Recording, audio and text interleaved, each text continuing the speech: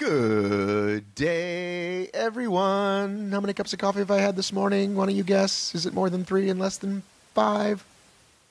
So, big news coming out of Spartan this morning. Hopefully, you've just seen Spartan's announcement that they made. Here's my take. I recorded a call last night with Watson, so I haven't seen exactly what you've just seen from Spartan, but he told me what the content of that video was, so that's what this is going to be about. So let's go through the 3 big items, and then I'll play you the whole conversation I had with David Watson. Number 1, Woodsy has been undq'd. He's been given a penalty, which will put him in 12th place. What does this mean?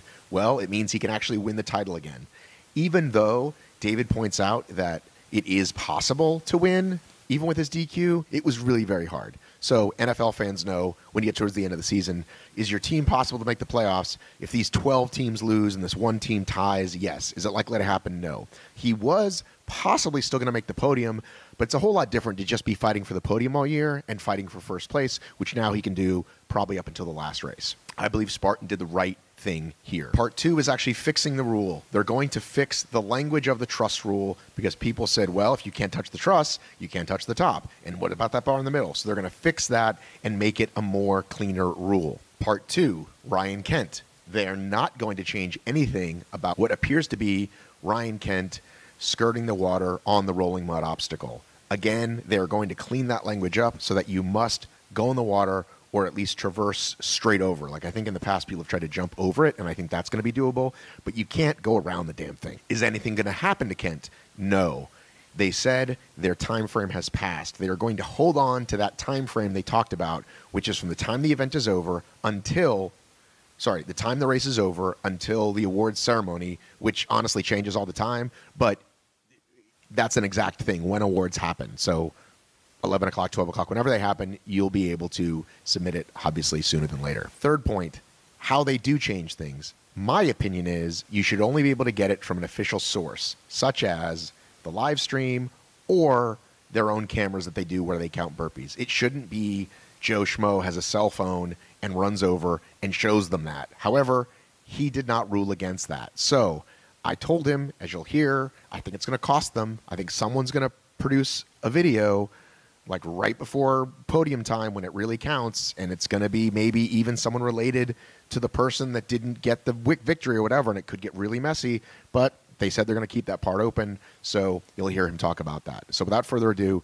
here's my 20-so-ish minute conversation with Dave Watson where we go into it in more detail. Away we go. It's been a long day. The competition committee has been behind closed doors basically all day. On one hand, I think this is super exciting. I think it's a great moment for the sport.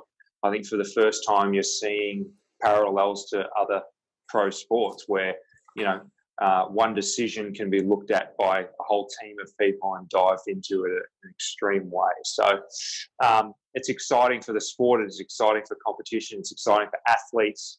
So I'm pumped up about that. Now, what else is going on? So, let's just cut to the chase. You'll see a video, of myself and Mike Morris from the competition committee talking about this. But for you and your listeners, Matt, basically the infraction that occurred with Ryan Woods was pretty harsh. I think we all agree on that. And the rule itself, whether you agree with the decision that was made or not, and there are arguments for both sides, and I think we've seen plenty of that online, right, Matt? There's been some great debate going on. Regardless of what side you sit on, I feel, and the competition committee feels, that the rule is ambiguous. And where there's ambiguity, it's very hard to stand behind a decision that is based on a foundation that's not particularly stable. So let's go to the rule and talk about it. So, the point is, use of the truss in any way, basically. Well, okay, every racer in that case goes across the top of the truss. This is an argument that's been made. Now, other arguments are that, oh yeah, but come on, everybody knows that. Everybody's known all along that, the rule talks about using the vertical support elements. Okay, fine. But the point is the rule is ambiguous. It's on Spartan that it's ambiguous. And I think that the committee has decided that where there's ambiguity, it's unfair to slap down a DQ. So the decision made after all that is that basically Ryan Woods and Hunter Russell, let's not forget about Hunter, who also got DQ'd, right? And was fantastic about it. I mean, the poor guy handed over his medal at the finish line. I mean, it's heartbreaking to see, right? It's just heartbreaking to see. You looking shattered, Matt. But I mean, it is heartbreaking to see. You know, and to be honest, I mean, you know, I'm glad we're going to have a laugh about it too. But like I was shattered to hear about both these guys. And so, look, the rule's ambiguous. The committee has decided to assess a retroactive 5-minute penalty, which will put Woodsy at 12th place, and it'll put Hunter at 32nd place. It's been a long night, and I haven't got my notes in front of me. I think it's 32nd place, and that's sort of where it's at. So he's got whatever points happens for 12th, right? Yeah, 100 and I can pull it up in front of me. I'm talking to you. It's 180 something, I think. Right. So So between 12th and 37th are getting bumped down one, and then 37th or whatever Hunter Russell comes in, because if they were taken out, those people get bumped down one, and I'm sure they will understand. Yeah, look at. Well, I mean, they may understand, they may not understand, but look, the point is, and this could be a good pun. The point is that it's only 1 point, the difference once you get below the top 5 there. So, you know, the difference between the person that was at 12th and now Woods being at 12th is going to be 1 point. So, but he certainly has a chance now to still win the series, where that was pretty much taken away. Tell you the truth, man. He still had the chance to win the series. Oh, come on, dude. Only if a bunch of guys finished really at the bottom, right? Woods, Atkins, and all the other guys. It really was almost. No, I disagree with that, and I'll tell you why I disagree with that. Because you know, there's so many permutations, right? I mean, like Kempson may not even show up, you know, in the top 10 again. I mean, I think he will, because he's doing such a great job and he looks so fit. But you know, in the beginning when we were assessing some athlete contracts with the pro roster, there were some athletes that weren't going to be able to race all 5, and we looked at it and we looked at the point system, and that's actually one of the driving factors behind why we changed the point distribution system, so that it wasn't, you know, 300, 299, 298 like it was previously. There was a bigger gaps between positions 1 and 5, so that you didn't have a situation, Matt, where you have a guy who, you know, comes 50th in 5 races that could, you know, rank better than somebody that came 2nd in 4. So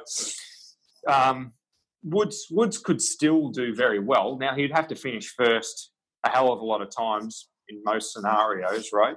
And if there's someone out there that wants to do all the math tonight and post it before we do, that's fine. But that's really a moot point. Well, listen, he's been reinstated. Listen, is it impossible? No. Is it highly unlikely? Yes. Was it possible for him to podium? That I think was, but listen, the guy's the defending champion. He wants to win. Okay, so that's I think good news to most people. So now let's talk about, is the rule now in the language going to say vertical truss that's in the middle of the thing? Is that going to change? Yeah, you'll see rule language change. You'll also see rule language change around some other areas of the rule book. Yeah. So around the video review period, you'll see some more clarity around, you know, just how the video review period works. You know, and we can talk about Kent if you like, if that's where you're about to go. Well, yeah, the next rule is here's the deal. So is the obstacle still called rolling mud, by the way? Yeah. Okay. So years ago, this came up. This is why this is especially frustrating for me. Years ago, you had a guy jumping over the water, right? And the rule, and it came up, right? I forget the guy's name, but he kind of was getting caught in a few different things. He's not around anymore. So the rule was stay within the tape, but if you can jump over the water, sure, but you've got to stay within the tape. Because the tape used to be further out. And so I think at that particular race for the Sunday, Coble or whoever moved the tape way in, so like you had to get in the water. But it was pretty much established then, which is the rule currently states, stay within the tape and cannot avoid the obstacle, which to me, I hope you rephrase to cannot avoid the water or must go in the water, something like that. Must go in the water. The language will be that the athlete must start and end by passing through the water, right? So the right language will be used that is such that, you know, the athlete has to pass through the water. Now, some of the problems were the ambiguity in the language there, the fact that the pit is cut on a slope. You know, what constitutes the obstacle? Is it the slope? Is it the water itself, right? If the tape doesn't run across the top of the water, right, because it moved in the wind. I mean, there's just so much there. So we need to just be better at specifying what that means to complete that obstacle. And then the second point I want to make for you and everybody watching, Matt, is that Ryan Kent allegedly goes around the pit. Now I say allegedly because that's the situation we're in. It's not been called either way. And it hasn't been called either way because that was not found to be an infraction during the official video review period, which is the end of the race to when the podium is set. Now, we can go into some great Friday night over beers talk around the can of worms that you could, you know, open up if you start to retroactively look at race infractions after a certain period. Should we go back to, you know, the 1972 Super Bowl and look for some infractions and then change it? I mean, some people could argue, you know, yes, but look. So the point is, first of all, official review period. Do you know who was in the 1972 Super Bowl? I know who was in the 1972 Australian Grand Final, but I do not know who was in the 1972 Super Bowl. Was Bacanara playing? Gary Bacanara? A big game player who could dominate from close range or in the traffic in the middle of the ground. Bacanara played in 4 premierships with Hawthorn over 154 games. He kicked 293 goals, but none was as important as this one, after the siren against Melbourne. It gave Hawthorn a controversial overtime victory in the 87 preliminary final and a place in the grand final. Yeah. I like it. How do you know that? If there are any Aussies watching, I'm sure you enjoy this as much as I am. When ESPN went on the air in 1984, okay, or 85, whenever, right? Yeah. And they wanted 24-hour content, right? Yeah. There wasn't a lot of sports. Aussie rules. So I watched a lot of Aussie rules. I like it. There you go. That's a goal. A lot. I just tell everybody what I just did. Sport. People who are listening, tell everybody what I just did. Matt just basically just put his 2 index fingers out in a sort of like, this is how long it is sort of motion. And that means in Australian rules that you've kicked a goal. That's what the goal umpire does when the goal's kicked. So, right. I like your knowledge of the sport. It's great. Okay, so what is the new period going to be, or is there a new period? It used to be end of the race till podium. Yeah, same. It'll be the same, but it just better communication around that, just so everybody understands it. Better communication, basically, clearer language, and better communication. So there's one more. So anything that happens between the race ending and podium is called the review period, right? The review period, yeah. Now, in the past, there are multiple things that have happened. There's your own GoPro cameras that you have in like the burpee pits, right? Yep. In this case, you have a live feed and then replay available from that live feed. And then what about, I've heard a rumor, I've never confirmed this, that people have come up to Robert Coble or other officials with a cell phone saying, I just saw this. Is that allowed to be submitted as review? Generally speaking, the official team uses official video sources for the review period. So, you know, someone showing up with a cell phone. I mean, the point is that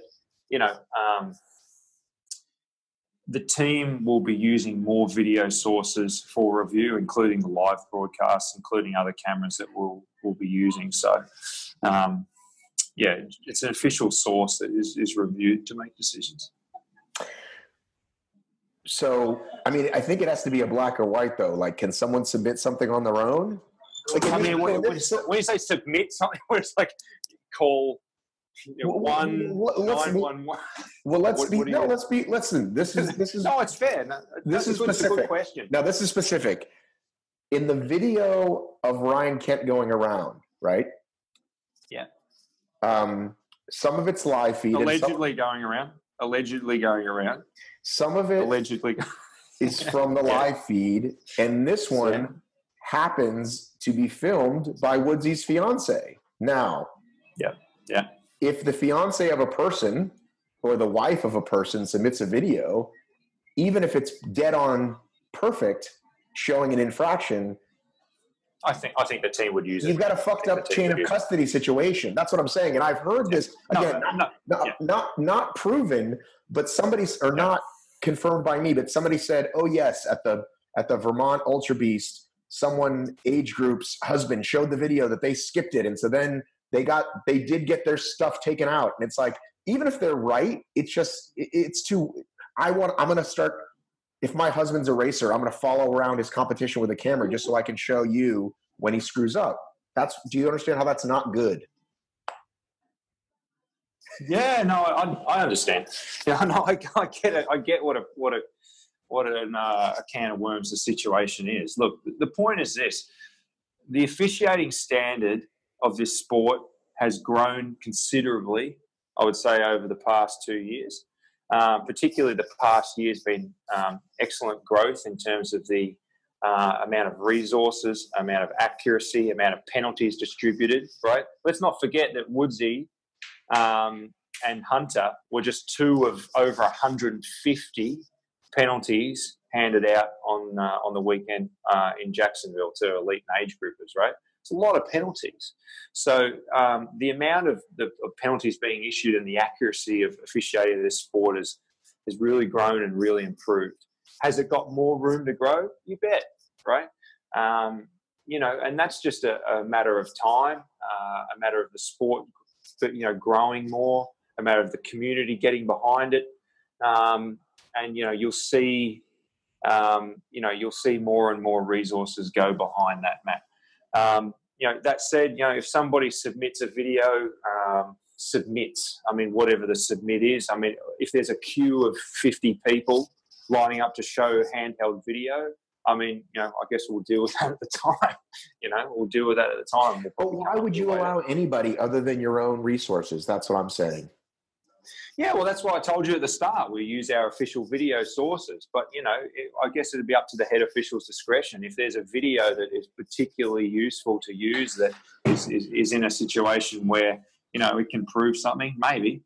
I guess we'll cross that bridge when we come to it. All right. I think you're gonna regret that, because in a big race it could come down to that. And whether it's a girlfriend, this is up to us, or a random fan. No, the onus is on us. No, you make a good point, but the onus is on us, right? The onus is on Spartan to be able to properly equip and resource our officiating team to be able to do it, right? So, in other sports, they're a little bit more mature than ours, let's say. They've got it buttoned up. They don't need fan submissions of video because they have plenty of their own sources. So, we have cameras rolling at the big races for live broadcasts, obviously. We're not going live on every race in 60-plus event weekends across the United States. The big money ones are the ones that matter. And then we're there. So, okay. One more question. What about is just more referees? Yeah, more referees is so that we don't have to rely on video replay, but actually. Let's go get brunch and get our nails done. The most girly thing you could possibly get. Yep. Are you in the women's restroom right now? I'm hiding in here. No, I'm in the doorway of a very nice restaurant in Boston, trying to recover from a day of figuring out the penalty situation with the competition committee. But your question was about referees. Look, the more people from the Spartan community, so if you're listening and watching this, help contribute, sign up for the referee program, get trained up and come and referee. The bigger army that is out there refereeing the sport, the better, the bigger the pool of referees, right? And as this grows, obviously the sort of rewards and the money behind that program grows, right? At the moment, Spartan puts a lot of money behind officiating. The program's got more room to grow. So, yeah, we need as many refs as we can get. How does someone sign up for that? They can go on to sign up to be a volunteer, Spartan.com, and indicate that they're interested in the refereeing program. And they'll be given some training, given a manual, given a hat. They'll probably sit a pretty short interview, given some cool swag, and you get to join the referee program. It's a very cool program, and it's exciting. It's you're in amongst the action. All right, final thoughts, Ethan Bain. Final thoughts. My final thoughts are that I think that Spartan has absolutely done the right thing here. I think that it's a very tricky situation. Obviously, it's a situation that a lot of people are passionate about, and that says to me that how far the sport is growing, is coming along. That people are so pumped up about it. My thought, as I said, is that I think Spartan's done the right thing. I think it's when there's ambiguity, you can't take either side of an argument when it's founded on an ambiguous rule. And in that case, it is unfair to disqualify somebody based on ambiguity. And the next best scenario is to assess a penalty which is harsh, but not so harsh to put that athlete out of the running. So my final thoughts are that.